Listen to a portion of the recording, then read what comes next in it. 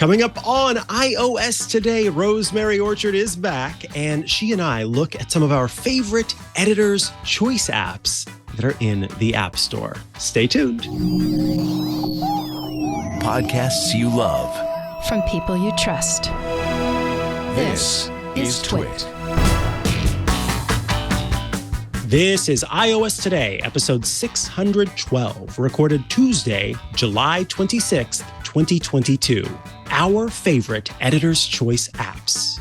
This episode of iOS Today is brought to you by Nomad. Go to nomadgoods.com/iOS Today and use promo code iOS Today for 10% off your first purchase of any Nomad accessory. They have Apple Watch straps, wireless chargers, ultra-durable cables, and more. Limited time offer. And by 8 Sleep.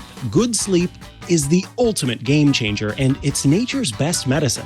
Go to 8sleep.com/iOS to check out the Pod Pro cover and save $150 at checkout.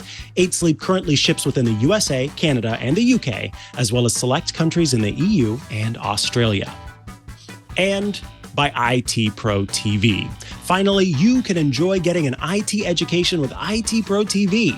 Visit itpro.tv/twit for an additional 30% off all consumer subscriptions for the lifetime of your active subscription when you use the code TWIT30 at checkout. It is time for iOS Today, the show where we talk all things iOS, tvOS, HomePodOS, watchOS, iPadOS. Look, it's all the OSs that Apple has on offer. We love to talk about them and the apps for these different platforms, the things that make these beautiful services shine, soar, and sing. I am one of your hosts, Micah Sargent. And I am Rosemary Orchard. Hi, everyone. Welcome back, Rosemary. We missed you. I missed being here as well. I did manage to pop in the chat last week, which was great to see some people and hear about some of the things that Matthew was talking about. Unfortunately, my internet connection was terrible. So at least I made a good choice to not try and host live from the middle of literally nowhere in France with very terrible internet. But, you know, it was good fun. It was lovely, too, because you were there to let everybody know that the show had gone live. So that was kind of nice. You're like, oh, I'll handle this. So I appreciated that. But today I was there through the App Store looking for some inspiration the other day. And so, looking through, what could we possibly do? There were some ideas that we had. I wanted to just see if there's anything that popped up that, was worth chatting about.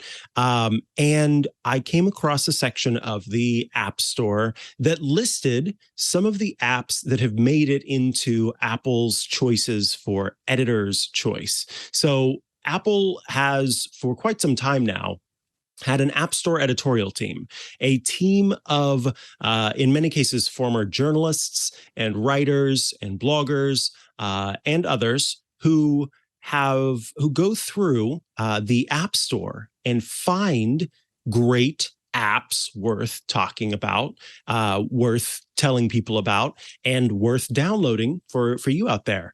And so as I was scrolling through and seeing some, I thought, what would be cool is if we sort of take this narrowed down list of Editor's Choice apps, these apps that kind of already get that badge of approval, if you will, and we choose some of our favorites from that list. And I pitched the idea to Rosemary. Rosemary was down, and we figured out how to do it. But I was hoping, Rosemary, you could start out by telling us about the little problem we ran into and a top tip that folks can use to find Editor's Choice apps. Yeah. So the problem that we ran into was that Micah said, hey, there's a section in the App Store for this. And so I went into the App Store, as you do, and scoured it. And I just looked everywhere. And I couldn't find the section that just said all of the Editor's Choice apps. Because the thing that a lot of people don't know is there's different editors in different countries putting together different features. And you get customized recommendations in for example, the Today view based on where you are. So I guess Mike is probably not seeing a option to watch it live, England versus Sweden, women's football. That's probably not something he's getting a recommendation for, but, I wouldn't be getting what he's getting. So there is a trick that you can use to find the Editor's Choice apps whether you are in the world, whether or not it's showing up for you. And that's just go to the search and type in editor's choice. And if you type in the editor's choice or just editor's choice, then you get a couple of recommendations. So it's just editor's choice. There's also editor's choice game and editor's choice music, where you can see, specifically games or music. And then if you search for that, then the options that pop up are all things that have been featured in the App Store. And quite a few of these have been featured on iOS today as well. Duolingo, for example, I know we've talked about, as well as What 3 Words and City Mapper, one of my favorite apps that I used when I went to New York, and we talked about when I came back. It's just a great way to just go and refresh your memory on some apps that maybe you've used before and you've since forgotten about because there wasn't a good use for them at the time, but now maybe there is a perfect use case for them in your life, or the app's updated and added that feature that you really needed, but it was missing at the time. Absolutely. So with that, we looked through this list and picked some that we really like and that we thought were well worth checking out for you. Rosemary, tell us about the first one on your list. I've heard good things about this one. There's certainly been a positive uproar. Oh, Micah, come on. All of the puns in there. Micah is talking about positive things because the app that I want to mention first is Bear. And of course, bears have paws. And Bear is a great Markdown note-taking app. It's actually free to download and use. There is an optional in-app subscription, which gives you more features and lots of other great things. And that is, I'm just double-checking, $14.99 a year in US dollars, $149 a month if you just want to try a month. Also, I love that the developer is called Shiny Frog. Just great. Love the names. Such good names. But Bear is a specialty in that it's just really good at taking very simple, pretty Markdown notes. Now, a lot of people like taking notes and they want something that's very simple that they'll be able to take somewhere else and use somewhere else in the future. But, they don't necessarily want to, have to sacrifice all the looks for that. And Bear just gives you a really great, pretty Markdown app. So you open it and you can see over on the left if you're watching the video, or if you open the app, it should show you or tell you if you're using VoiceOver that it's a H1. And if it doesn't tell you that, that's because it's just the title. So the first line that you type is the title, which you input as whatever you want. And then after that, you just type return, and the next lines are not H1s because they're paragraphs. And if I wanted to add another title, then these little helper buttons above the keyboard are right here to help me input the Markdown. So if I type a hash, then that could be a tag, or I can just add another one and then a space, and it's adding a H2 for me. It also gives you the option just to straight up input headers like a H2, and that toggles it off if it's on or similar, and add breaks and all of these things. But what I really like about Bear, and what a lot of people really love about Bear, is the fact that once you've typed it, it shows it to you as rich text. So if you're using a keyboard and you want to type star for something to make something bold, and then you type your word and then you type another star, actually that would just be italic or emphasis, then it does it, and then those characters disappear for you. It also has a calendar option to quickly insert dates, which is really useful for taking notes in various places and indenting and outdenting. But it's just really simple, pretty, and I really like it. It does have options to change the app icon and so on, and those are part of Bear Pro, along with different themes that you can apply, including some extra high contrast themes. There's a lovely panic mode, which is a sort of purpley blue background and yellow text. And it's just got lots of great options. So it's worth checking out if you're looking for a note-taking app that, unlike Notes, is perhaps a little easier to customize to your preferences, and also has the ability to, with shortcuts, get a specific note without having to just search for the title and hope that you didn't duplicate something in the past. So yeah, that's Bear. I really like that idea of there are times when I want my Markdown to be clear to me and to be part of it. And then there are times where I want it to disappear and just show me the formatted text. So yeah, with Bear, I love that idea of, I know how to use Markdown and what it would output if I didn't go through with doing it myself. But this just kind of skips to the next step and gets you kind of well on your way. So really nice formatting there. And of course, simplicity that Bear provides. Up next is an app that we've talked, I think, a lot about. Leo used to recommend this app a lot. I've had guests on the show who recommended this app. And so you are probably well aware. I'm not surprised that it has made it into the developer, or rather the editor's choice. It is an app called Otter Voice Notes. And Otter is a transcription voice app that is purpose-built to work for meetings. So when you get the app, it's available for free. It's got an in-app purchase to give you more time for transcription. But when you get the app, you're meant to connect it with your calendar. And when you have meetings, then you run it during the meeting. So what I'm going to do is create a little recording here. I'll tap the microphone button in the bottom right-hand corner. And then up pops the transcription of the meeting that I'm having. So while I'm talking, I can watch and see that the text is being transcribed live here in the chat, or rather on the page. And if there was another person talking, I wonder if I can actually confuse it by changing my voice a little bit. We're going to give this a go. And so what I said was, there were 3 children who were hanging out at the local candy store. And then I can go back to talking how I actually talk and go ahead and hit stop here. And what it's going to do is save that conversation to my conversations document, and it's going to process that note. Now, I'm going to open up the meetings thing again, just so I can show you. We'll let that one process because there are some options for what you can do while the transcription is happening. You can pause, and that's what I'm going to do here is hit pause. And up on the top right, I can hit the plus sign, and then I can share this transcription, this meeting via email. And I'm going to go ahead and hop out of that if it'll let me. I'll just choose share anyway and see what happens. So then, yeah, I could type in somebody that I wanted to add, and I won't do that because I don't want to give anyone's email away. And it lets you share a link to this actual document here. So we'll close out of that. Okay, let's close, and we'll close out of that. And then down at the bottom, we've got some different options, including highlighting text on the page, adding little comments to different parts of it. And keep in mind that these are all segmented. So as the conversation's taking place, as it's a back and forth, you can add little notes to each part of the conversation that's taking place.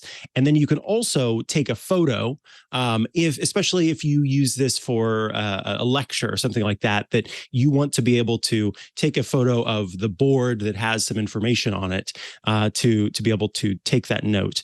On the iPad, it's got the ability to make it full screen, which is kind of nice. So you can see your notes big, bold, and beautiful. And that little diamond is related to gems from the meeting. So you can kind of pull out those most important bits that are there. It looks like the note is still processing. And it does show speaker 1 here. And of course, gives you options to change the speaking. You can browse by keywords. And what I like about that is that it will actually listen to what is being said in the message and give you some key words to help you kind of go, oh, right, this is what was being talked about. This is what was going on during that conversation. And then you do have the ability to rate the transcription afterward if you'd like to. And it looks like I was unable to fool Otter into thinking that I was 2 different people there. So it only has that one speaker, and you can go ahead and give a separate name for that speaker.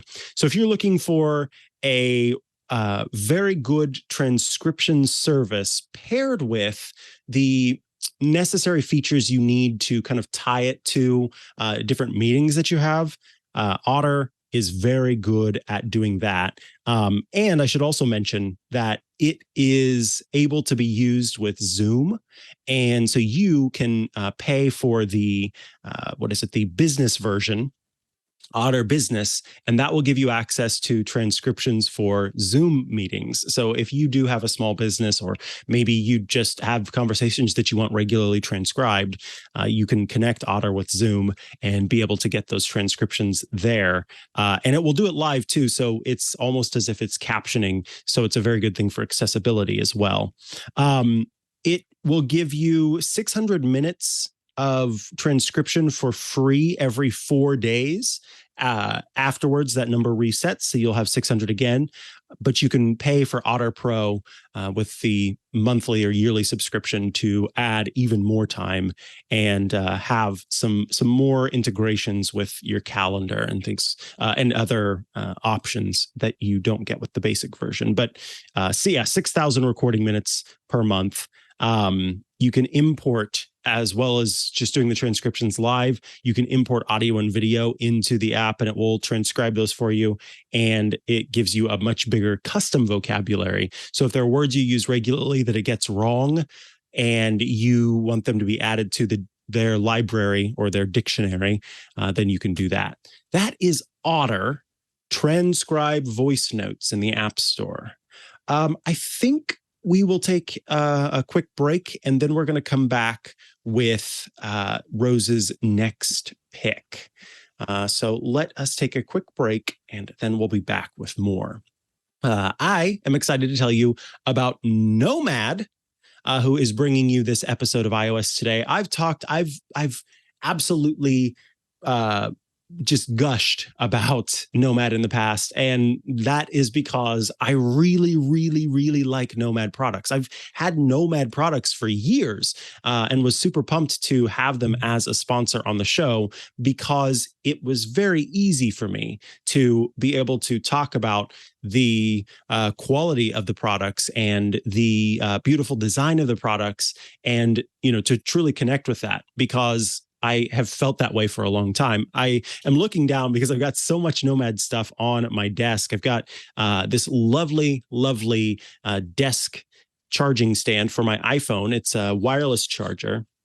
And it sits on your desk and it's at the perfect angle. So when I put my iPhone on it, it can charge wirelessly, but it also is in perfect view for me to see notifications that pop up. And I am never not within 10 to 15 feet at most of a Nomad charging cable. These are some of the best charging cables that money can buy because not only are they well designed, they are made in many cases with Kevlar. So they are super strong and resilient, both in sort of the ability to pull on them, but also I often have the problem where I'll roll over one with my chair, and I've got a pretty heavy chair, and I don't have to worry about anything going wrong there. This one is a USB-C to Lightning cable, and I love it comes with a built-in cable management pole, so that is connected to the cable itself, and then you just loop it around and stick it through, and it holds that cable nice and neat. And again, this is USB-C to Lightning, but they also have these brilliantly designed, and let me grab it here because I have to actually unplug it because I'm using it for something, universal cables. This is just such a clever idea. So the universal cable, the way that it works, hold on, still got more plugged in here. There we go. Is that it's USB-C on both sides, right?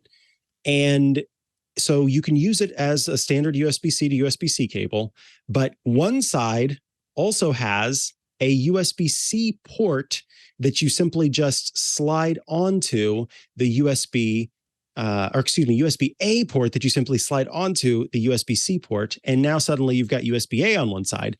On the other side, again, USB-C to start off.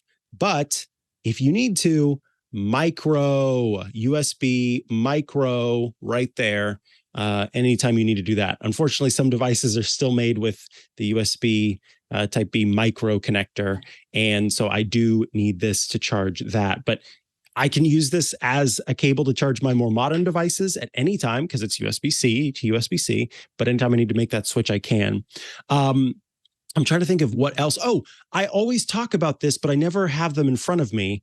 This AirPods case, these are my AirPods Pro, and I have had this leather case for almost as long as I've had my AirPods Pro. So at least 2 years. This has aged beautifully over time. It keeps my AirPods protected. And what I love is it comes with this little side these little holes on the side that you can slide in a lanyard, which I have here. This little lanyard that helps me keep this easy to hold, and also because there's more to it, it's easier to find. So just this whole little contraption I can easily grab and go anytime I want to, and it's just amazing. The leather that they use is Horween leather that develops a rich patina over time. It continues to smell good, look good. It's fantastic. I also want to mention that Nomad sells, for folks who use them, I'm not a big screen protector person myself, but there are people who need screen protectors. I've definitely seen situations where someone drops their phone and they're very happy that they had a screen protector.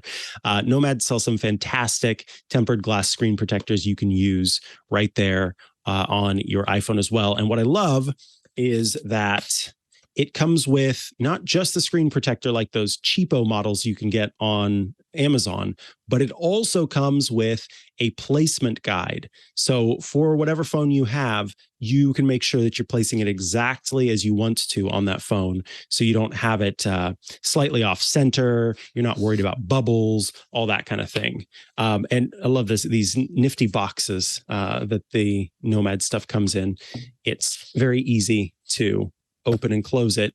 And what I like too is that they use, this is paper, these little loops here, this is braided paper that they use.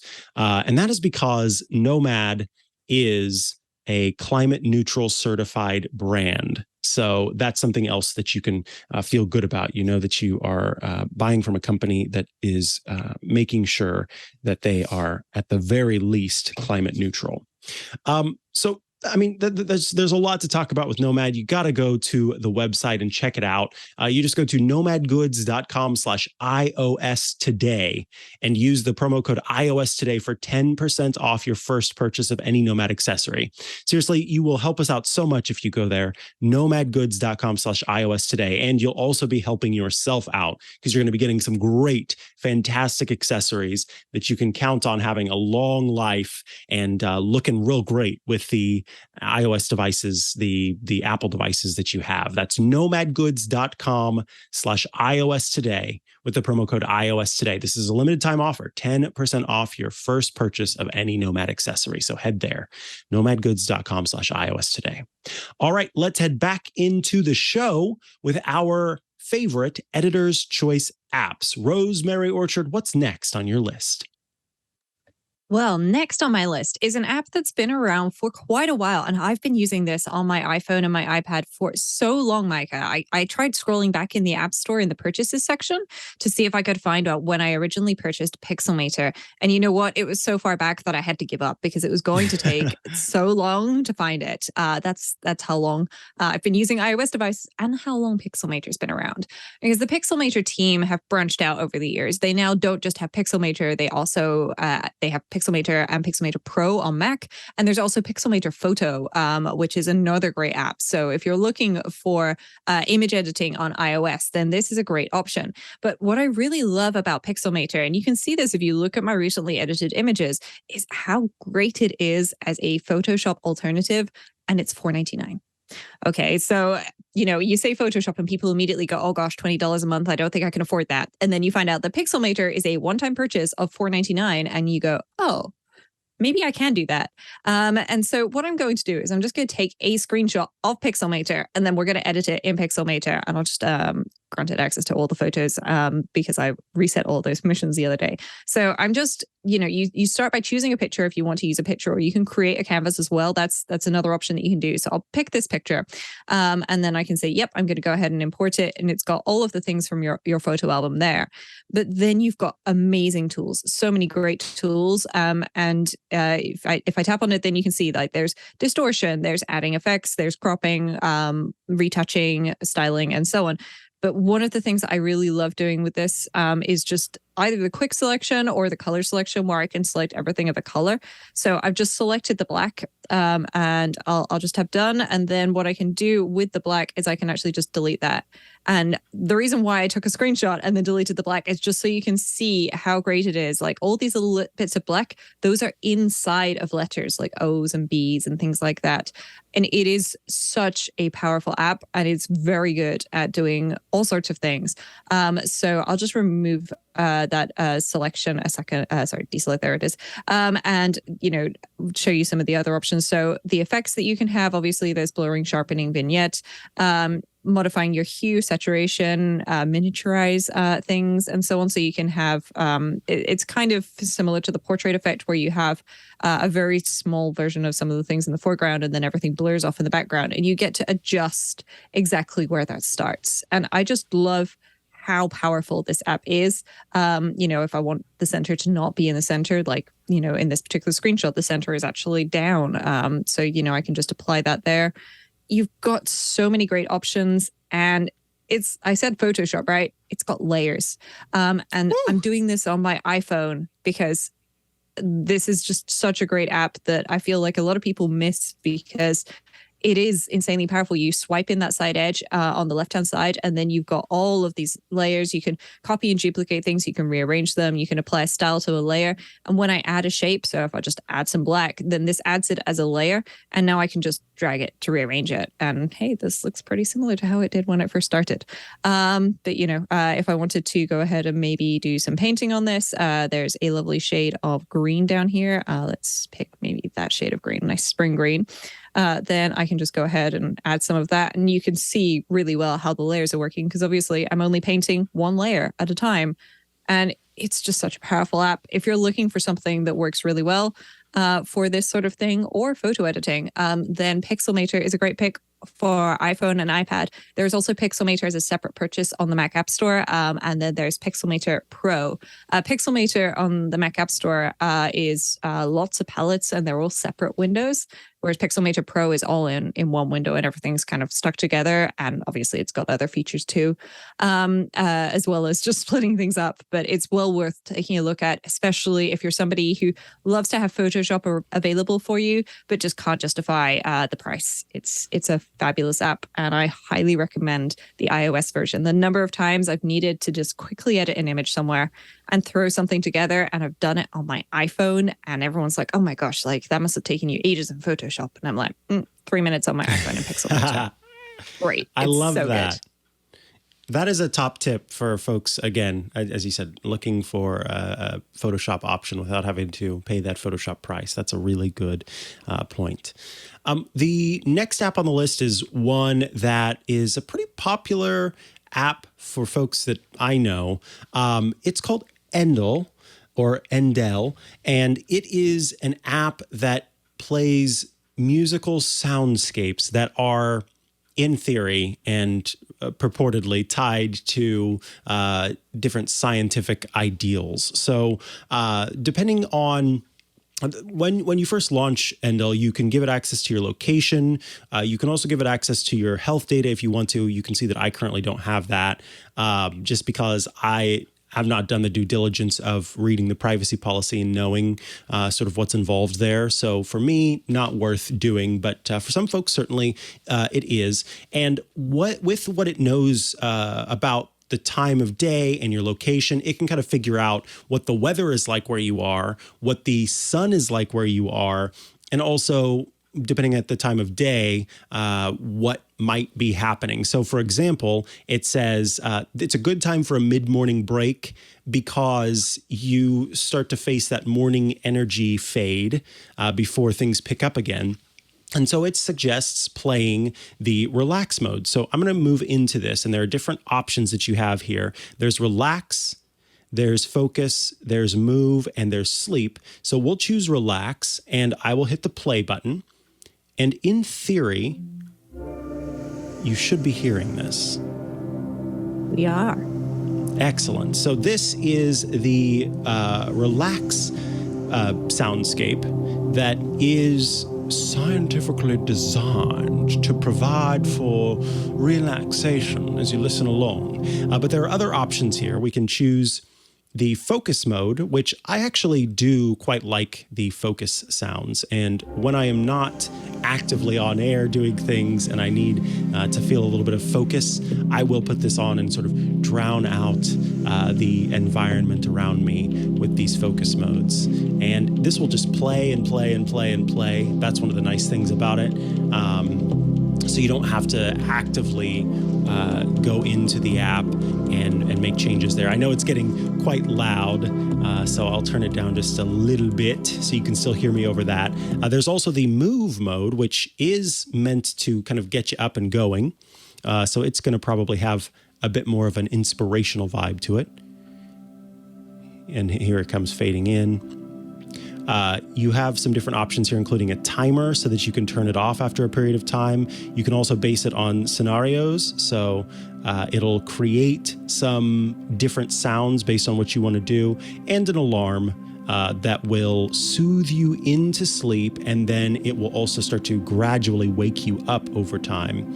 And then there are, of course, the settings. So this is the basic version of the app. You can pay for it and get a more involved app that has lots more sounds that you can use. So this one is available, the rainy outside sound, but wind down is locked away and would be available as part of the subscription. And so let me see what the subscription is. So a year, so it's $60 a year, or normally $9.99 a month, but there is a discount, I think, because I'm a previous user or a previous subscriber, so I can get it for $5 a month. But $60 a year for some different sounds, and they're adding soundscapes all the time. And again, this is, in theory, scientifically based. I say that because, I think it's important to note that these are scientific, what is the word I'm looking for? Scientific assertions that the company itself makes. So, keeping that in mind, that's something to consider. So that is Endel. If you're looking for an app with soundscapes to kind of play in the background while you're trying to sleep, while you're trying to work, or you're trying to relax and meditate. What's next for you? This one's not so meditation, I think, but certainly a lot of fun. It certainly is. And I have to say, this app is one of my favorite apps to play on the Apple TV. And I rarely play it on my iPhone, but I couldn't lug an Apple TV in, and I couldn't get it to do everything for sharing. But I did want to just say that this is the best Apple TV game ever. I mean, possibly not, but I personally think it's great because you can just jump into it with practically no understanding. And the phone app works the same way. This is Mr. Crab. So, Micah, remember how you were wowed with the recipe app that I showed you, where you could, wink and open your mouth to view different elements of it, which is great for various accessibility purposes, but also when your hands are covered in dough. Well, Mr. Crab's got face jumping, where you can open your mouth to make Mr. Crab jump. I'm going to try it later because otherwise I can't really talk while I'm playing. But Mr. Crab is it's a tower game. Okay, so you have Mr. Crab. His name is Mr. Crab. You have to tap to jump. And he's just going to run. So, we will start moving. He moves by himself. You need to try and catch the bubbles. And you also need to not fall into the gaps, which is surprisingly difficult to do when you're talking, but that's life. So you, on the Apple TV, you just tap the remote control or click the remote control to do it. So press and hold so cute. Is what I have to do. He is absolutely adorable. And you get to meet some of his friends as you play the game. And I just really love this. And you collect little buddies who help you out, and they follow you. And some clamshells will help propel you towards the future. It's just a great, fun, simple game that you don't really need to think about understanding or anything to actually know what's going on. And then, you get to the end and there's a beach ball and some confetti. And it's really simple. It's really fun. And I honestly really love it. It's one of my favorite games to just install on other people's Apple TVs because it's free to download in the App Store. And then they go, what is this? And they click into it and they follow the tutorial and then they're hooked and they'll be there for 45 minutes playing Mr. Crab. It's a great game. There's also Mr. Crab 2. as a possibility, so that you can continue if you seem to have finished the adventure. Personally, I just think it's excellent fun, and it doesn't take long to play around. So why not give it a go? I agree. Mr. Crab, I adore you. I'm definitely going to get that on the Apple TV. And then I'm going to watch my partner spend 45 minutes playing it, because that's exactly what's going to happen. Oh, yeah. But it'll be a delight. It'll be a delight. This next one I want to talk about, I had not heard of, and I am kind of upset that I'm only now coming to find it. It's called Everything Machine by Tiny Bop. And it is an app that is made to kind of teach you the basics of coding, but it uses sort of conceptual objects as the way to sort of get your mind thinking in the way of coding. So let me show you. We're going to tap the start here. And up in the top right corner, there's a little video that you can play that tells you kind of how to use the app. But I find that the app is actually rather intuitive in the way that it works. Oops. So I'm going to downsize that video and just show you that right here we've got a battery, and then we've got a switch, and then we've got a light bulb on the other side, okay? So what we're going to do is we've given it power, but now we need to turn on the light bulb. So I can tap the switch to turn on the light bulb. But down here at the bottom, we've got lots of different options. There's access to, and you can do this on the iPhone or the iPad. I'm currently playing it on the iPad.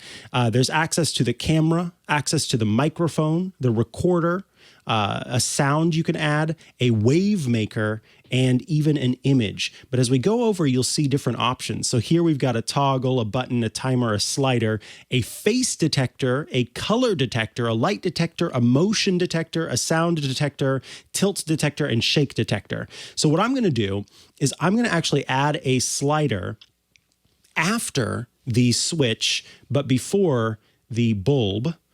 And so let me take the bulb and detach it here. We'll add this slider to the end here, and then put the bulb there. Now what we're going to do is we've still got battery power. I'm going to turn on the switch, and right now the bulb still hasn't lit up. But as I drag the slider over, I'm providing more power to this dimmable bulb, and it gets brighter or darker based on what I put into it. Then I'll go over to the next one. You've got color shifter. You've got mirror, kaleidoscope, pixelator, sound flipper, speed changer, and pitch changer. And so these are options to add some different types of colors here. Let's drop that there. And oops, I need to put that there. There we go. And then I can change it. Wait, that didn't work. It might be the wrong kind of bulb, but in theory, you would be able to change the color of the bulb with that. I think I am using the wrong kind of bulb, but we'll keep going. There's a transmitter and a receiver. You can connect it with your Apple Watch, and then it gets into the logic stuff. There's and, there's or, and even more, and or even more. And all of these different options are tied to different settings that you can set up. There's a technical manual that's 65 pages, and it has everything that you need to know about using this visual programming language. So here are the inputs, the controls of the detectors. Detectors also stop or let power go through your machine. They're like doors that open when they find what they're looking for. So if they find light, they find face, they find motion, they find color, or they find sound, then they will work. If they don't do that, then obviously they won't work. Modifiers change sound, images, or video. So you can change the color of a photo or the pitch of a sound. So I would need to have something there first to have it do that. Routers send and receive data from one device to another. So you can set this up on multiple devices. You could have your iPad set up, and then you could have this open on an iPhone and again, Everything Machine, and be able to send information between those two, or the Apple Watch. And then, of course, those logic gates, as I said. So they receive power from two different parts, and they send it to just one part, depending on their rules. And then outputs. So they can turn on a light. They can save a photo to your device. They can send colors, sounds, and images. They can send all sorts of things. So we're going to go back in just a second. But each of these has steps on what you can do to create things. So I could have the camera set up, use that kaleidoscope feature, and then as I move the camera around, it would show a kaleidoscope feature. You can set it up to play music from one device to another. This is called the Cookie Thief Catcher, where it is using a timer and a camera and a light detector. And so when the cabinet opens or the cookie jar opens, then it will trigger this action based on the fact that light was detected as you opened up the cookie jar or opened the cabinet. And then you can set it to actually play back a message. So it says, "Don't you dare steal my cookies." So very clever little idea here that lets you set up. So I'm going to change out the bulb at the end. And we're going to put in an LED light. I think that's what this one is. Is that an LED light? I don't know. Oh, there we go. I need those tags. Okay, so that's a flashlight. Where's my LED light? Where did that? Oh, RGB light. There we go. So now I should be able to... Okay, so I've only got it set up to the red. What I would do here is have some different toggles so we can get rid of this function here. And we can connect one to red. You move to, please. Get out of my way. There we go. So we can set one up for red. Then we could come in with another toggle that is connected to the battery as well to go for green. And then we'll turn off green, or turn off red, turn on green. And of course, if we do both, then it makes yellow. And so then I could have all sorts of different things happen. But I love that it can even go as far as to make a little app that is detecting if somebody's trying to steal your stuff. This was originally designed for kids to kind of learn coding, but I love that it is, there's so much stuff that you can do, and you can learn about all of the different features that your iPhone or iPad has, and, kind of get a better understanding of the sensors that are built into them as well. That is Everything Machine by Tiny Bop. It's available for just $2.99 in the App Store. I think that's a steal. I know I'm going to have fun making little applets that will create all sorts of fun little programs to be used on the iPhone or iPad. And I think it's available for macOS as well if you've got an M1 machine. So yeah, Everything Machine by Tiny Bop, well worth checking out.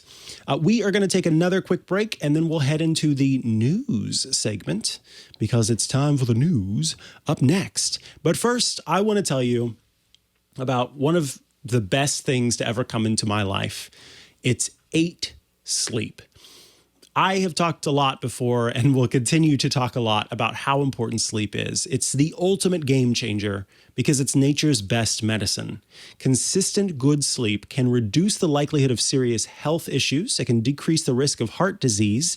It can lower your blood pressure, and it can even reduce the risk of Alzheimer's. Yes, sleep is so very important. And a lot of people say that, and we all go, oh yeah, okay. But in doing a lot of research on sleep for a podcast I once did, it was about sleep science and dream theory. What I learned is that even those of us who are going, sleep is so important, are still underestimating just how important sleep is. It is so incredibly important to get deep sleep. And 30% of Americans struggle with sleep.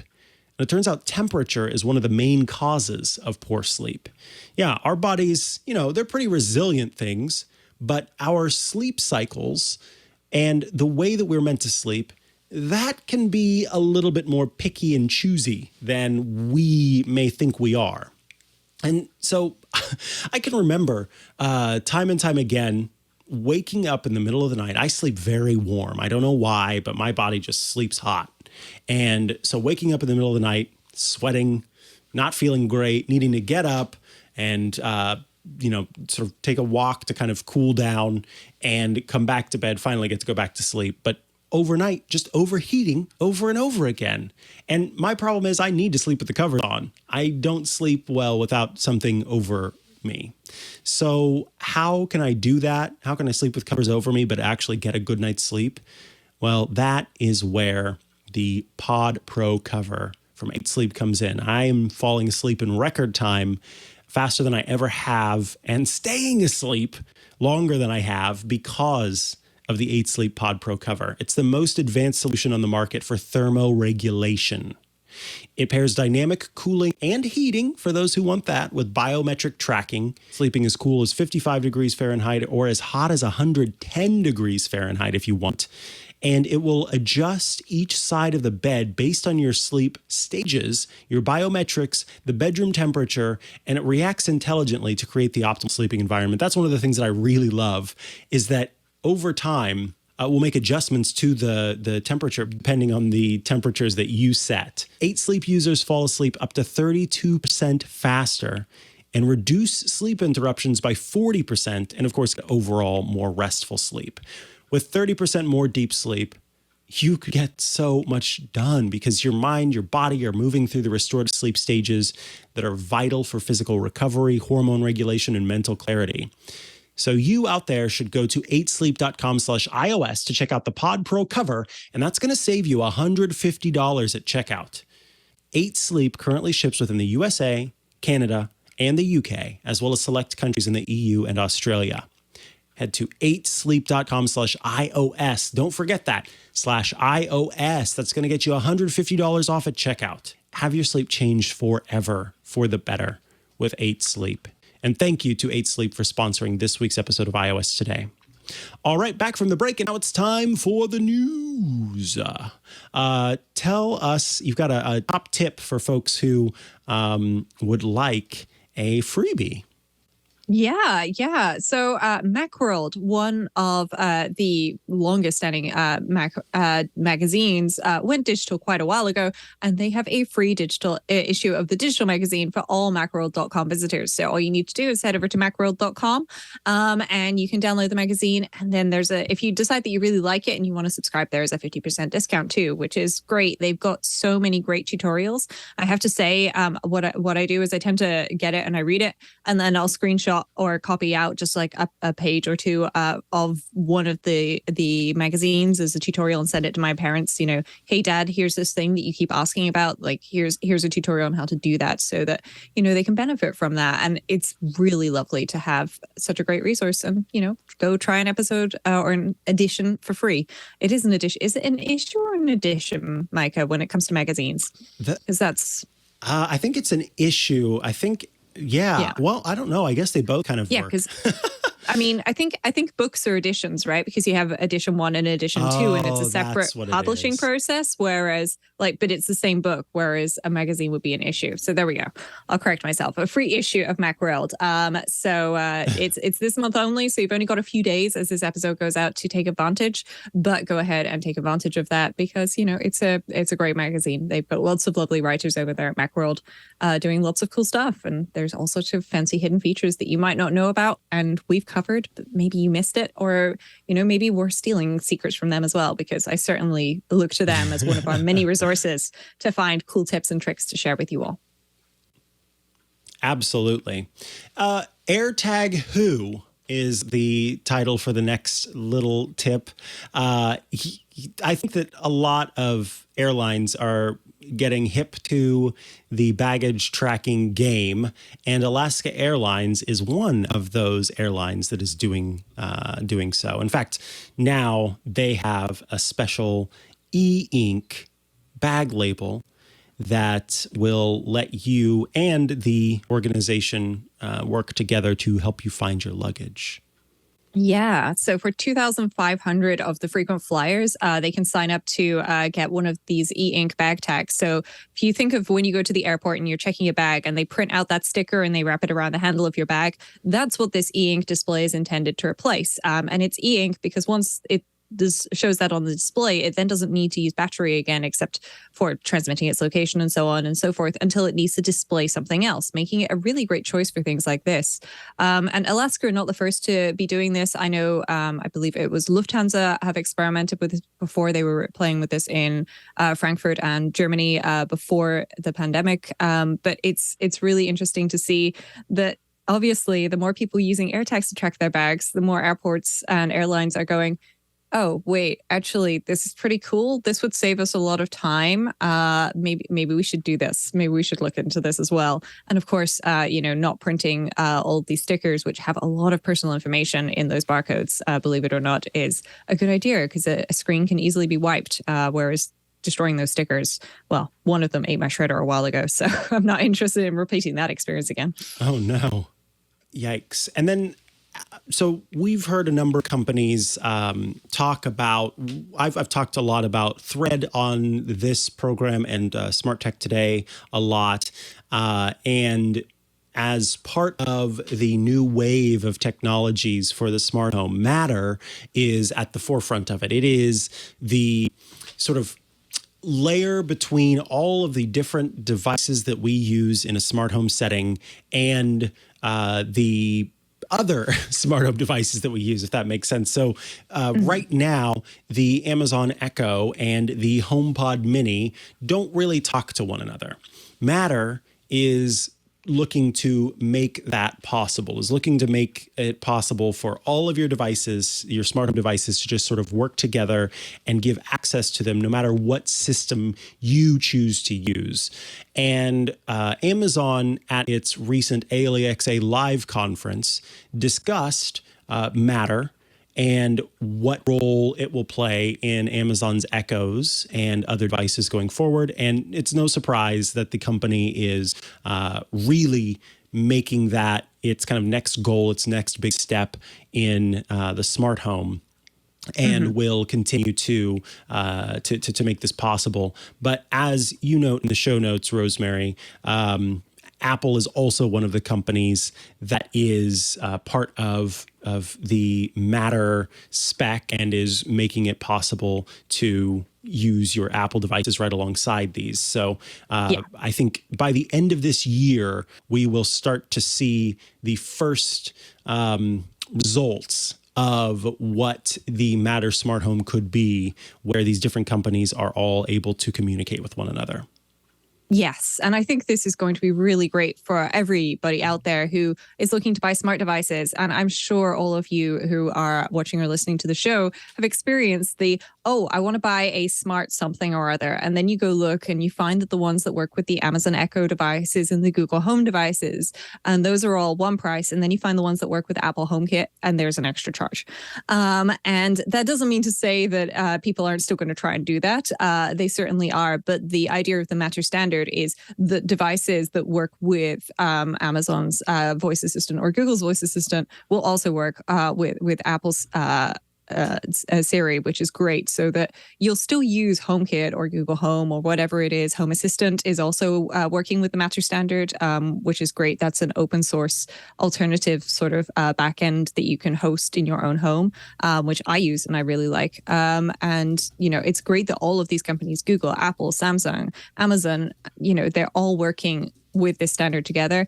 And I think this is going to save a lot of people a lot of heartache and confusion when it turns out that those smart Christmas tree lights don't actually work with HomeKit unless they bought the twinkly ones. Yes, absolutely. And then let us, this is a good PSA, right? If you want to tell us about hopping to Apple Arcade and getting some games before they're gone. Yeah, so Apple has added a brand new tag to Apple Arcade, but unfortunately new is the good part of that. It's leaving soon, or leaving arcade soon is the name of the tag, or whatever it is in your local language if you have Apple Arcade where you are. Essentially, some games will be leaving Apple Arcade. Apple signed 3-year deals with a number of developers when it first launched. And I presume as those are coming to an end, some of those developers have decided that they do not want to continue. But unfortunately, that means that certain apps or Apple Arcade games such as Earthlight, Don't Bug Me, Spelldrifter, and so on will be leaving the Apple Arcade platform. So if you want to enjoy those, then I would go and do it now, because once it disappears from Apple Arcade, I believe it will be gone for good. It may appear on the App Store as an independent app again, or it may already be on the App Store alternatively as an independent app. But if if it isn't, then it will be just disappearing. So go and take a look at that tag if you've got an Apple Arcade subscription, and make the most of those games if you are looking for some fun and want to make sure that you don't miss out on something that you would have really enjoyed. And then last but not least, Apple recently in its newsroom put out a report on how Apple is using its technology to support personal health research and care. This guide is it is available as a PDF, but also a page on Apple's newsroom document area where it talks about the different things that Apple is doing in health and what different devices are able to do to support your health, along with, again, how Apple is helping the research community with proper documentation and research studies, and kind of just going super in depth with everything that Apple is doing to advance health. What was interesting is that this report came out, and I think it was 2 days later that Amazon, it was revealed that Amazon had purchased a health company that some folks that I know are subscribers to, that is kind of a modern take on healthcare. And so I'm not surprised to see big tech really pushing their various roles in all of this. But I think what's cool about this is, in reading through it, it was kind of inspirational in being reminded of all of the things that the device that I have can do, and making sure that I'm making the most of those features. So if you want to make sure that you're getting the most out of your Apple Watch and your iPhone in terms of what it can do for health, well worth reading through the PDF from Apple itself, which has really pretty graphics and really well designed information and infographics that are all throughout it to give you kind of what you need to know about that, including some of the new features that will be coming in the next versions of the operating system. So well worth checking out, and you can head there. We'll have a link to the PDF as well in the show notes. But I think I hear the music because it's time for Shortcuts Corner.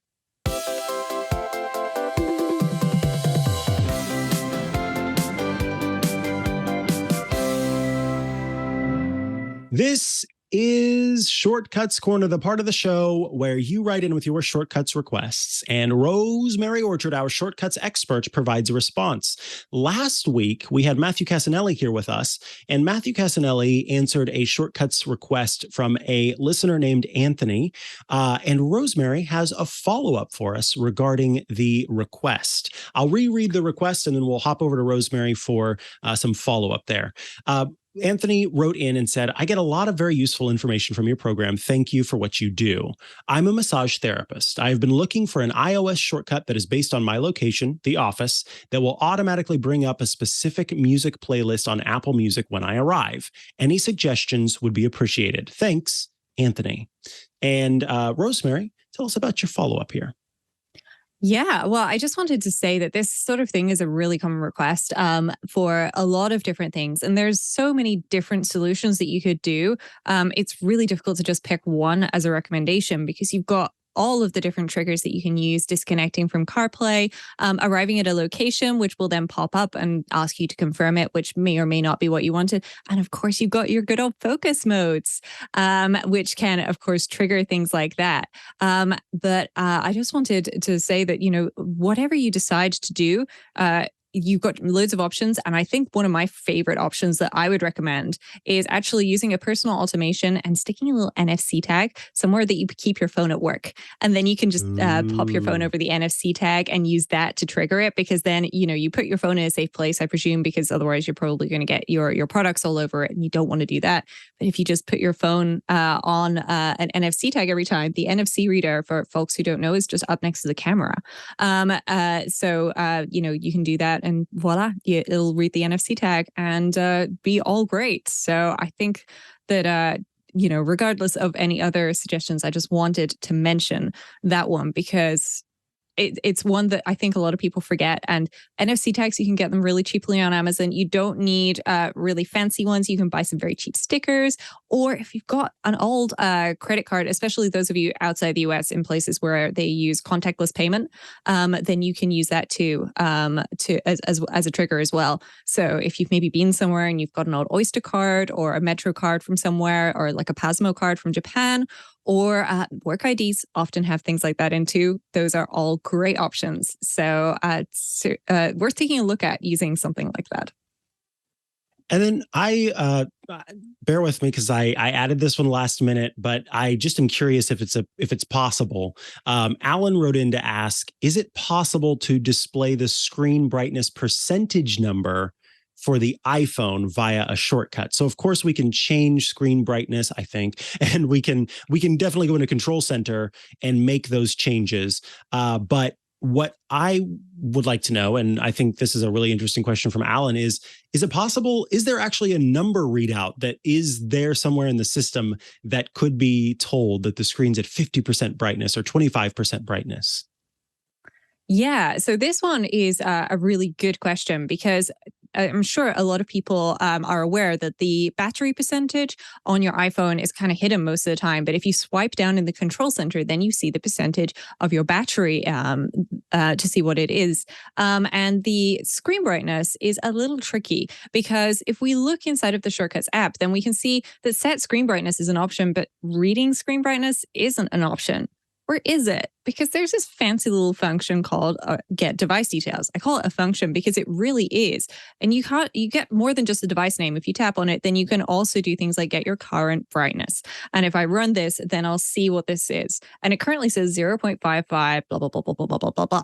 Okay, well, let's take this, because this is a percentage. Okay, so it's a percentage of 1. So I'm just going to use the calculate function to quickly multiply that by 100. And I need apparently to scroll through a lot of actions here, because the search is broken in my latest version of Shortcuts on iOS 16. There it is. So I can just say calculate, and I'm just going to not plus. I'm going to tap that and change it to the multiplication, which, by the way, shows a different symbol in German. That's the dot in the middle that's used for multiplication, so you don't confuse it with the algebraic x. So we multiply that, and then we just need to round this number, because you probably don't want to know that it's 55.00000, whatever it is. We just need to round our number to make that rounded. And I guess I'll find it under the calculate actions again. Which is, oh gosh, this is being very silly, being so slow like this. But if I scroll, by the way, pcalc is excellent for doing things like this, because you can just convert it straight with pcalc. I guess. Well, either way, you then use a round number, and then you can just have it output. There we go. Under the calculator, there's a round number option. So you can round to ones place, millions, hundreds of thousands, etc. So if I leave it as ones place, then the only thing that we need to do then, so Alan explicitly asked for displaying the screen brightness. So I'm not going to do the standard output from Siri, because that will then speak if you ask it. And he explicitly said that he wanted to see it as a display. So I'll use the show notification, and then I will just say screen brightness at, if I could spell that would be better, at, and then we need our rounded number. And then we just follow it up with a percentage sign. And the only trick is, will this show up because I am in a focus mode? And of course, focus modes will hide many of my notifications.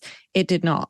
But if I just quickly turn off my focus mode a second, and then I run this, then it should pop up on my screen to show me, there we go. It ran away very quickly, but that's how you can do that, so that you get your current screen percentage or screen brightness as a percentage in notification, which is great. There we go. It's on my lock screen, along with some people following me on Twitter and some other things that are popping up. But yeah, Folks, that's how you can do that, and I will put that in the show notes for everyone. I sprung that on Rosemary, and she was able to create that shortcut right there live. Amazing. We are going to take a quick break, and then we'll come back with a little bit of feedback and questions and our app caps. I just want to tell you about IT Pro TV. We always get excited about IT Pro TV here because, A, they're bringing you this episode of iOS Today, but also because They are a great way to get the IT education you need. This is going to deliver you into a higher level of IT or get you in the door to a new IT career. So get the best possible IT training and certifications you can with IT Pro TV on your own schedule. That's what makes this extra magical. With their virtual labs and practice tests, you'll always be supported and prepared for your exams. You can binge episodes in 20 to 30-minute increments. They have more than 5,800 hours of IT training that is always up to date with the most current content, which is important, of course, in this fast-paced world. One reviewer says, quote, best website to study IT and cybersecurity related courses. I like the part where they make a few courses free for a weekend. Well, speaking of those free courses, you can get their free on-demand webinars for July, including all things cybersecurity with Daniel Lowry and Heath Adams, and small business security with Wes Bryan and Eric Semmel. With a focus on CompTIA this month, you can check out their courses CompTIA A+ Core 1 and Core 2 series. This is designed for professionals who support today's core technologies, from security to networking to virtualization and more. CompTIA's A+ certification, it's an industry standard for launching IT careers in today's digital world. You can learn about hardware, operating systems, networking, security, and troubleshooting. And don't forget about your IT team. Check out an IT Pro TV business plan for your team today. Visit itpro.tv/twit for an additional 30% off all consumer subscriptions for the lifetime of your active subscription. Just use code TWIT30. itpro.tv/twit and use the code TWIT30 for an additional 30% off for the lifetime of your active subscription. IT Pro TV, build or expand your IT career and enjoy the journey. Thanks so much to IT Pro TV for sponsoring this week's episode of iOS Today. Back from the break, and now we've got a question from Mike. Mike writes in, hi, Rosemary. Following on from your suggestion about live listen in the latest episode, could you use the new custom sound recognition of iOS 16 to set up an automation that listens for your intercom and then automatically triggers the Nuki opener or opens the Nuki app? I too live in an apartment with an intercom, and I'm considering the Nuki opener and lock and would appreciate your opinion on them. Thank you both for a great show every week. Mike. So there are a lot of words in here that I think will need a little bit of an explanation before we can answer this question. So I'll let you take it away.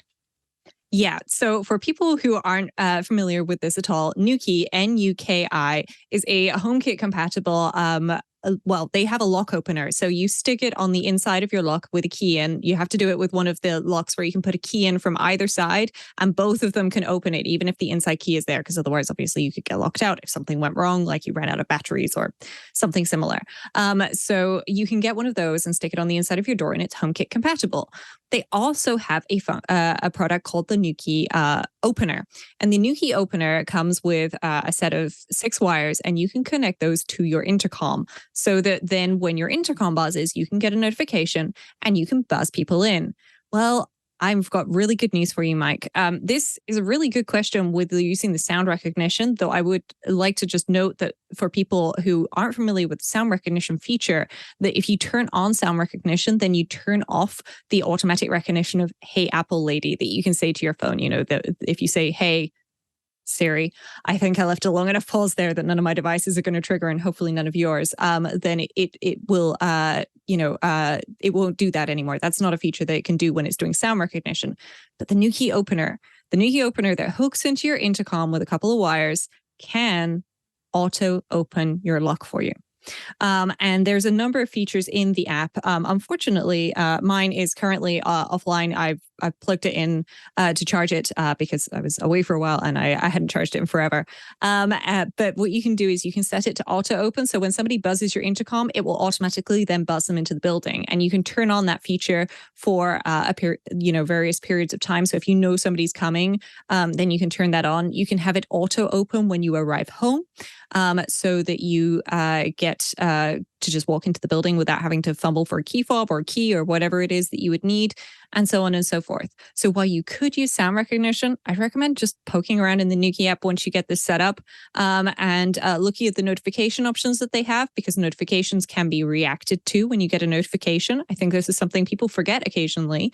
Don't forget, if you get a notification from an app, when you tap and hold on it, then it will pop up with some various actions. So this one from Streaks, I can tap snooze or completed on this one. I can interact with my notification and send some information back to the app. And the Nuki app has similar functionality. So great question, Mike, but you don't need to go that crazy with it. You can just hook this stuff up and it will just work. The only thing I would mention is the Nuki opener doesn't appear in HomeKit as a lock or anything. It just appears in the Nuki app. But if you're looking at HomeBridge or Home Assistant, both of those can get that into HomeKit for you and turn on and off a number of features. So there we go. Enjoy. Awesome. And then we've got a call out to listeners. We would love to know what iOS 16, this is the next version of iOS 16 features are you most excited about? Which ones do you have questions about? Let us know so that we can show them on the show. But you can also ask questions by posting them in the Club Twit Discord, in the Club Twit Discourse, that is twit.community. That's our forum. And you can also email those to iostoday@twit.tv. That way we can get some coverage of those for you, answer your questions, and talk about those features that you're most excited about. You can see how they work before they're live. And so that way you're ready and prepared as soon as you get your phone, you get the update rather. You install that update and you're like, I've got this handled. I know exactly how to turn this feature on or make use of this setting because Rosemary and Micah showed us this ages ago. So we'd love to hear what you want to know about. And that way we can make sure that you are prepared when it happens. Yes, absolutely. It's always great to hear what features people are really excited about coming down the pipeline. You know, I've been loving customizing my home screen for the different focus modes, and with the automations to turn on and off the focus modes, my phone just flips around. So I hit my podcasting button on my Mac and I'm in my podcasting focus mode and my phone knows about it. That's the great thing about all of this stuff. Cool. And I can't wait to teach everybody about all of those features that they've got questions about. And, you know, if we talk about a feature and then you've got a question, you can still send in feedback afterwards to ask more about it. We always love hearing from our listeners and especially appreciate those who send us the pet tags. We've had some people just sending us pet pictures on Twitter recently, which I greatly appreciate. Every single time. Yeah, and it's always lovely. There's no obligation to pay a pet tax to send us a question, whether it's for Shortcuts Corner or feedback or anything else. But it's always lovely to learn a bit more about you as a person, and what better way than through your pets. I agree. All right, folks, I hear the other music. It's time for our app caps.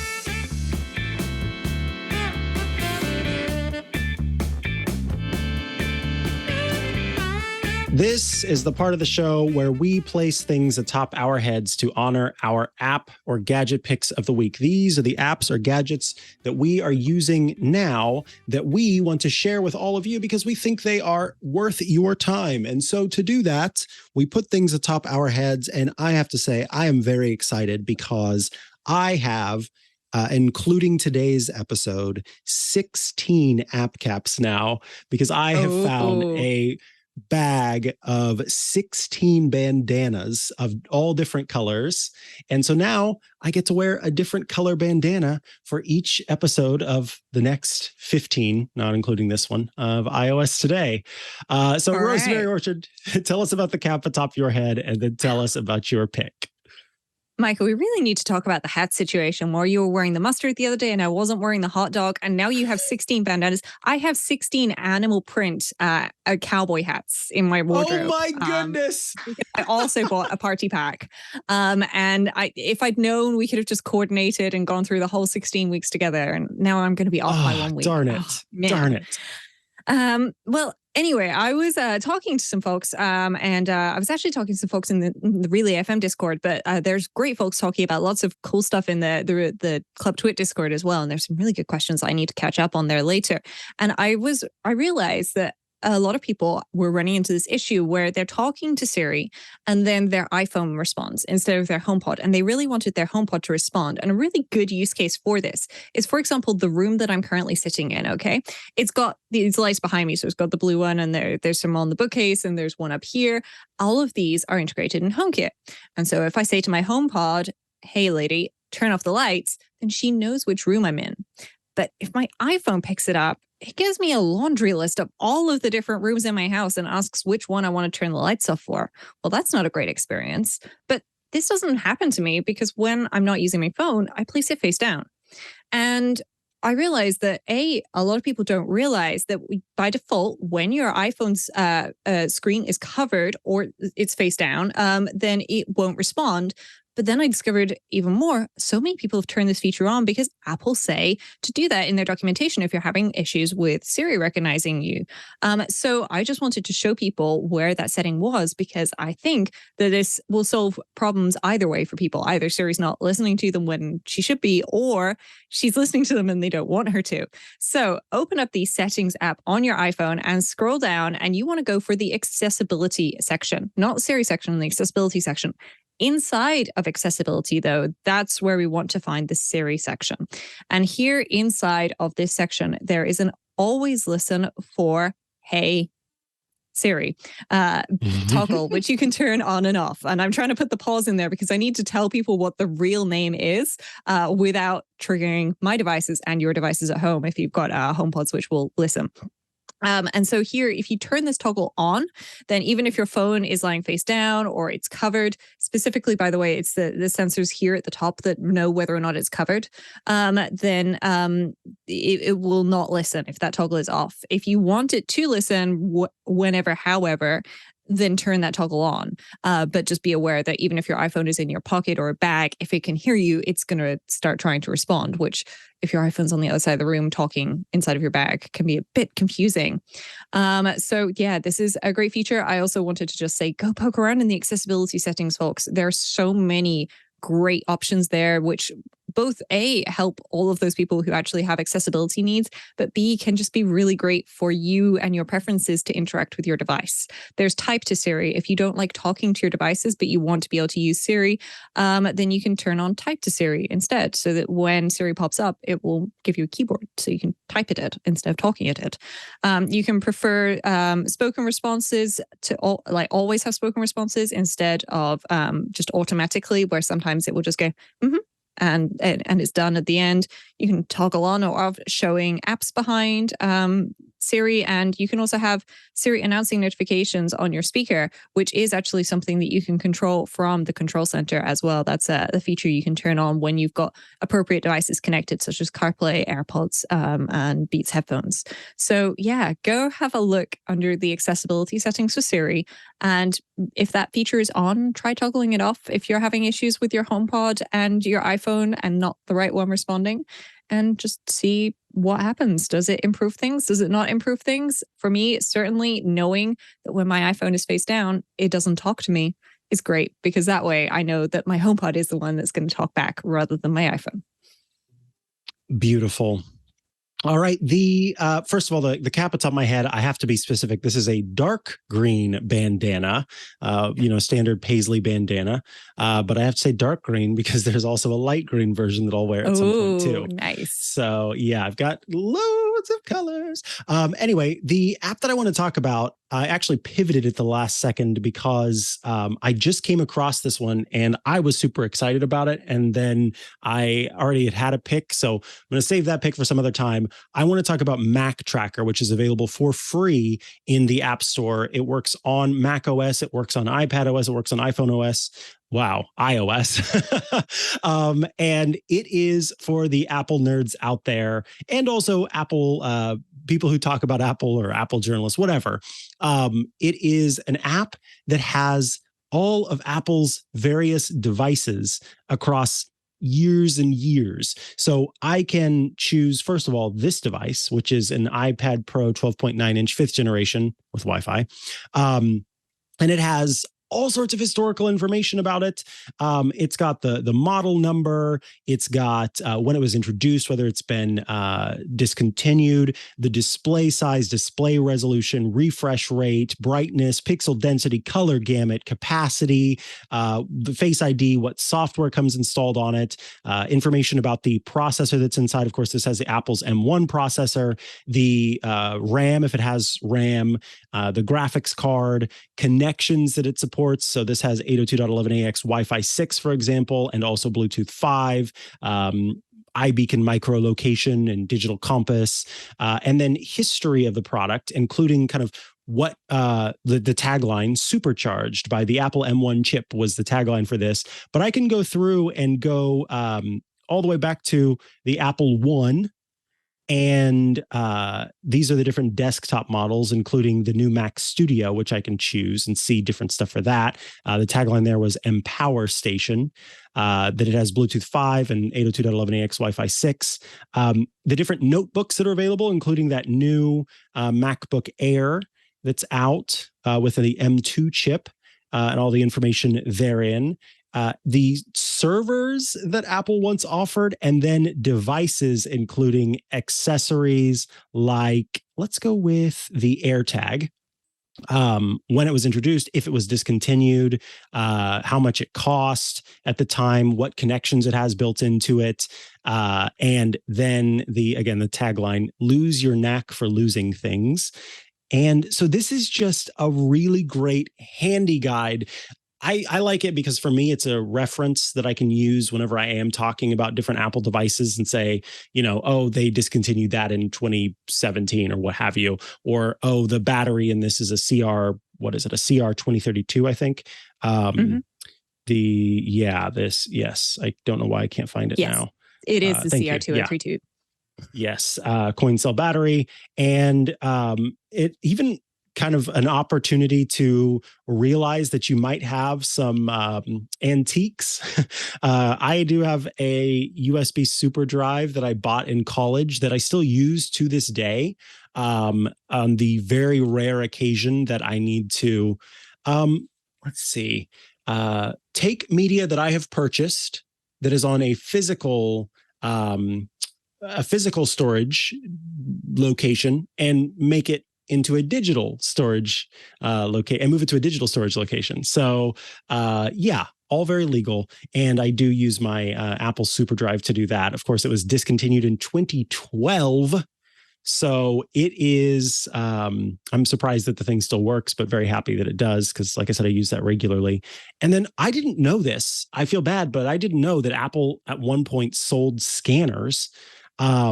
They all the way back to 1997 was when they were discontinued.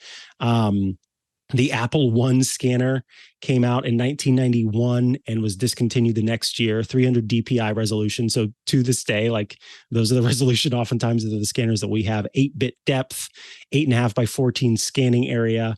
It used SCSI for the connection and was a 45 watt power. And then, of course, they added more after that. Let's see, what was the newest model, but still the oldest, used SCSI2 for the connection. It's just incredible to kind of go through these and see what all has been available over time. And then also it has information like the support status, which I think is very important. So oh, this is now considered a vintage device, and so it has this support or it doesn't. So that is my app cap for the week. Mac Tracker, available across all platforms.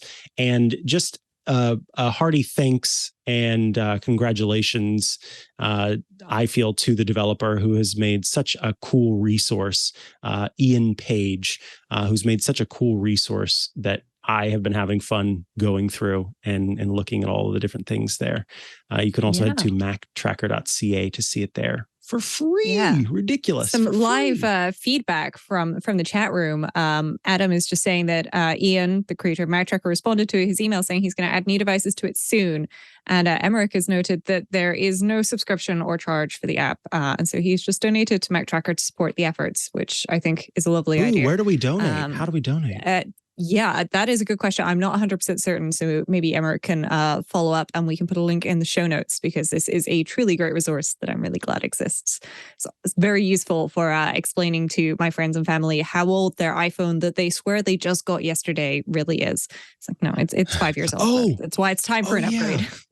And I forgot to mention that in some cases, it also has the Geekbench scores for the device. So you can kind of get an idea of the processing power, which is sometimes included as well. So if that's your thing, then you can also check that out and see the Geekbench score. I'm not seeing it on this one, but they do. Yeah, I know that it showed for one of the devices that I had because I was looking at it just yesterday. But anyway, so yeah, they've also included the Geekbench score, and I will definitely be donating to the Mac Tracker in some way. Thank you all for tuning in to this episode of iOS Today. If you have questions for us, you can send those to iostoday@twit.tv or publish those to twit.community or message us in our Discord or message us on IRC or wherever. And yes, again, iostoday@twit.tv. You can watch the show live every Tuesday as we record it at 12 p.m. Eastern, 9 a.m. Pacific, 1600 UTC by going to twit.tv/live. But we think the best way to get the show is by subscribing to it or following it, depending on where you're getting your podcasts at twit.tv/iOS. There, you will be able to subscribe in any podcast player or service, wherever you happen to be. We try to be there as well in both audio and video formats. The video format is going to be the most engaging version simply because we do like to show the apps on the screen, but we do our best to make sure that the audio version is just as informative by explaining what's on the screen. And of course, always welcome to feedback there if you have any thoughts on that. If you feel, oh, you didn't describe this app well enough, I'd love to know that to make sure that we do hold up to that. If you would like to get all of our shows ad-free, well, we've got a way for you to do that as well, while you're also supporting us, supporting the network, making sure we can continue to make these shows and buy these apps we need to buy to be able to talk about them. Just go to twit.tv/clubtwit for $7 a month, or you can go for the annual plan. And so you pay once a year, $84 a year. You too can join the fun that is Club Twit. Again, all shows ad-free. You'll also get access to the Twit Plus bonus feed that has extra content you won't find anywhere else, behind the scenes, before the show, after the show, and access to the members-only Discord server. So much fun there, where you can go and chat with your fellow Club Twit members, but also those of us here at Twit. And Rosemary is one of the most active people in the Discord, so it's a great place to hang out and chat with her and run ideas by her oftentimes as well, which is super fun to be able to do. And now there's even more magic that Club Twit provides, if you can believe it. On top of all of those great things, by joining Club Twit, you will get two exclusive shows. Hands on Mac, which is my show about all sorts of tips for your Apple devices. I just did an episode talking about how to sign up for the public betas. So if you wanted to be part of the public beta and get to shape Apple software, then this walks you through the process of doing it on your iOS device or iPad, as well as on Apple Watch, HomePod, your Apple TV, and your Mac, so that you can become part of that. And loads more is going to be heading to Hands on Mac in the future. And Paul Thurrott's Hands on Windows. If you are one of those Windows folks, Paul Thurrott shares tips every week, and tips and tricks and all sorts of fun stuff with Hands on Windows. So absolutely check those out as well. And again, for those of you who have been club members for a long time, this is just added bonus for you. For those of you who haven't joined yet, now's the time to join so you can get these awesome things. Twit.tv/clubtwit. Rosemary Orchard, if folks want to, and yes, thank you, Mashed Potato, and the Untitled Linux Show. Do not forget the Untitled Linux Show, which is a fantastic way to hear about all things Linux every week. Now it is time for Rosemary Orchard to tell us where we can find her online. Well, the best place to go is rosemaryorchard.com because that has links to all the things I do all over the internet. And we'll have hopefully an update there on Take Control shortcuts this week. Fingers crossed. I need to get back to work on that after the show. But you can also find me on Twitter at Rosemary Orchard and, of course, in the Club Twit Discord, where I am always lurking, even if I've not yet responded. There's some really good questions there recently, including one about HomeBot in shortcuts, which I am going to be working on hopefully later or probably tomorrow now to give some responses there. So yeah, feel free to find me there. Micah, where can people find you? You can find me online at Micah Sargent on many a social network, or you can head to chihuahua.coffee. That's CHIHUAHUA.coffee, where I've got links to the places I'm most active online. So that's got all like QR codes and whatnot to be able to follow me in these different platforms.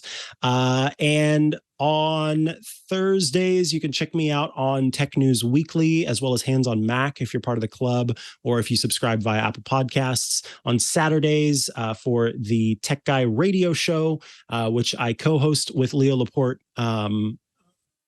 regularly.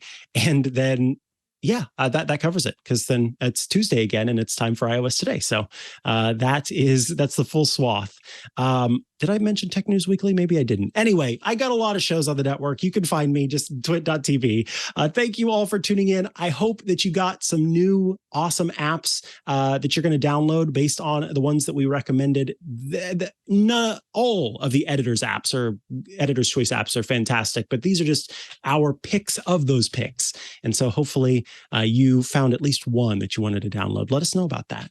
Until next time, we will see you then. I always say until next time, and then it never makes any sense. I don't know why I do it. Goodbye, everybody. We'll see you later. Hey, I'm Rod Pyle, Editor-in-Chief of Ad Astra Magazine, and each week I join with my co-host to bring you This Week in Space, the latest and greatest news from the final frontier. We talk to NASA chiefs, space scientists, engineers, educators, and artists, and sometimes we just shoot the breeze over what's hot and what's not in space, books, and TV. And we do it all for you, our fellow true believers. So whether you're an armchair adventurer or waiting for your turn to grab a slot in Elon's Mars rocket, join us on This Week in Space and be part of the greatest adventure of all time.